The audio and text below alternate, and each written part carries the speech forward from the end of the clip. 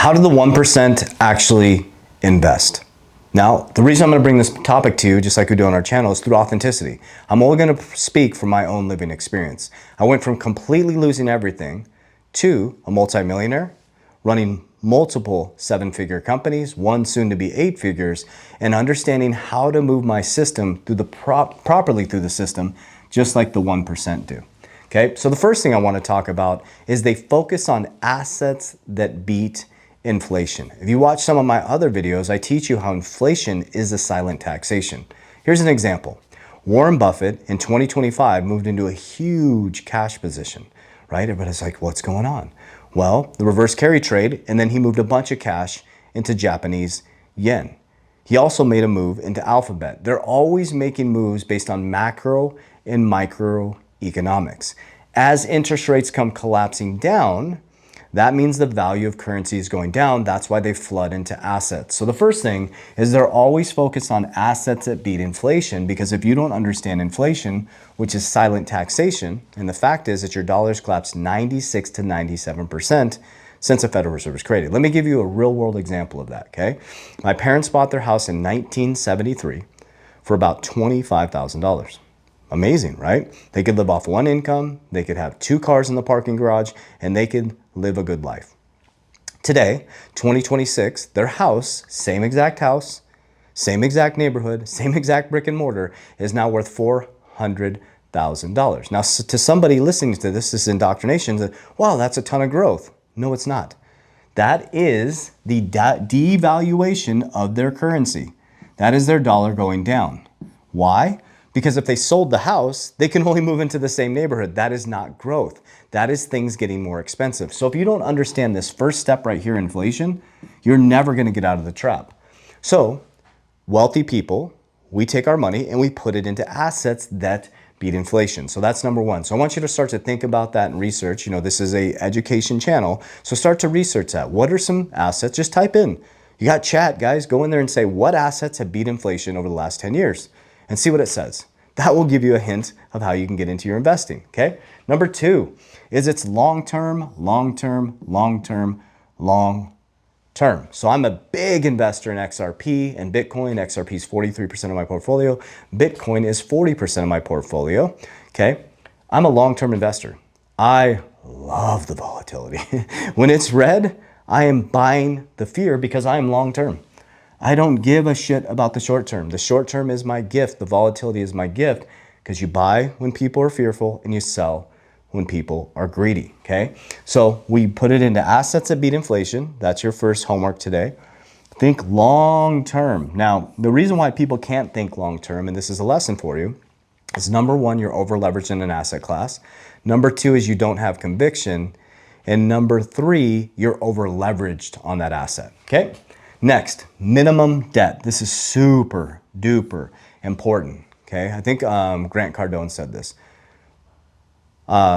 Working class use debt to become poor, and the wealthy create debt that the working class actually use, okay? So we're gonna talk about the bad debt, and then I'm gonna talk about the good debt. On your personal side, your goal is to become as debt-free as possible. Why? Because any interest rate on the liability side, for example, a car, even a house these days, guys, a house isn't a great investment. It's not, okay? We got 7%, 6% interest rate on a home that you're constantly repairing and you're trying to get forward. Think about the growth. My Bitcoin grew 200%, okay?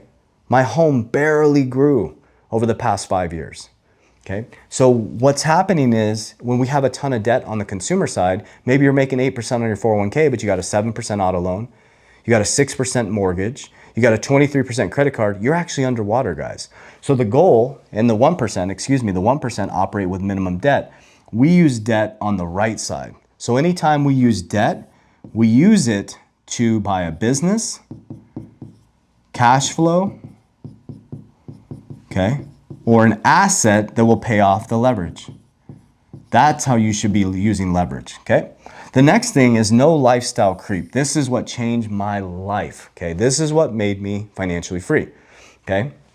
So as my income increased from losing everything to, just to be transparent, I generate about $500,000 combined businesses, dividend stocks. I generate about $500,000 a month now. And that's what's possible for you, but it's because I compounded, guys. So when my income went up, I did not increase my lifestyle percentage. Okay, I'll just show you where I started. I have 15% of my home, the basic insurance, things like that, is 15% of my income. So as my income went up, I kept that 15%. So if you see my lifestyle ever in videos, that is 15% of my income. What I did is without the lifestyle creep, as my income went up, okay, guess what I did? I moved it into assets that beat inflation, and I moved it into cash flow. And so that started the flywheel, and it started to compound money very, very quickly. Last and most important, you got to run your life like a business, okay? Question for you if you're watching this video, and this is rhetorical, put it in the comments here. Be honest with yourself. Do you know exactly what's going in your account? And do you know exactly what's going out of your account? 99% of people I talk to have no idea what's going in and going out. Most people I talk to have no budget. They have no idea what their net worth is. They have no idea what their assets are doing. They have it in a 401k. Okay, you have to run your life like a business, okay? So every single time I get paid income, which is debt, I transmute 10% into cash flow. I have a system. I have a dollar cost average system.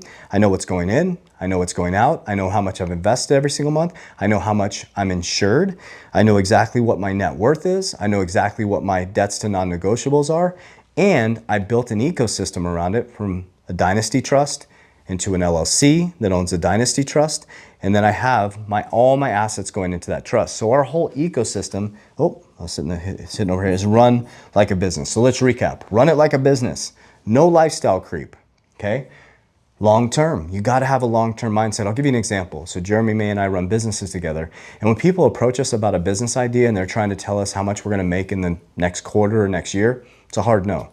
As someone's not talking 5 years, 10 years, long term, absolutely not. So when someone's coming to you like, oh, you hear this all the time in crypto. This is the next best thing. Trump's going to make you a millionaire, but run as fast as you can. You're going to get wrecked. That's why I talk about my 4 top cryptos: XRP, Bitcoin, WLFI, and Solana. Those are my top 4. I'm staying and I'm feeding those over the next 4 to 5 years, and I'm thinking fully long term, okay? And assets that beat inflation. So your homework after this video is to go look up assets that beat inflation. Just go on Grok or ChatGPT and look that up, okay? I want you to start to build out a long-term mindset, long-term strategy. I want you to look at minimizing your debt and figure out, what is it? Just put it in chat. How do wealthy people use debt? Okay, no lifestyle creep. This is going to be the hardest part, especially living in America. We're in a materialistic society, and I was that person, and I'm glad I went through it. As I made more money, I just bought more stuff, and that's the American trap, not the American dream. So as you make more money, you want to buy more assets, you want to think long-term, minimize debt, and then run your life like a business. If you don't know, the self-reflection from this video is, if you don't know how much is going in and how much is going out, shame on you. That's your responsibility as head of household, okay?